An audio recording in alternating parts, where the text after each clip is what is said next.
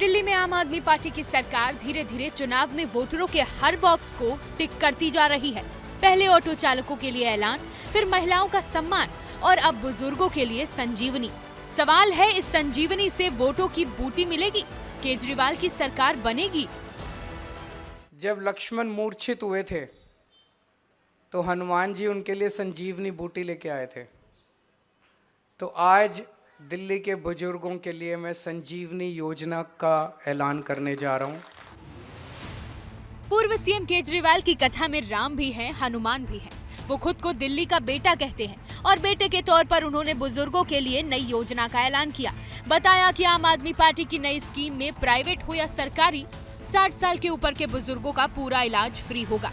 बीमारी का पूरा खर्च दिल्ली सरकार उठाएगी। रजिस्ट्रेशन 2 से 3 दिन में चालू होगा। आपके कार्यकर्ता घर घर जाकर रजिस्ट्रेशन करेंगे और फिर कार्ड देंगे। बस शर्त यही है कि दिल्ली के बुजुर्ग आपकी सरकार बनवा दें, तभी योजना लागू होगी। इसमें कोई बीपीएल, एपीएल, टीपीएल, आरपीएल कोई लिमिट नहीं होगी और कोई अपर लिमिट नहीं होगी। आप जितना आपका बीमारी पे खर्चा आएगा उसका सारा खर्चा दिल्ली सरकार वहन करेगी। सवाल है कि योजना की जरूरत क्यों पड़ी? क्या पहले से हेल्थ कवर नहीं है? केंद्र सरकार की कोई योजना लागू है या नहीं?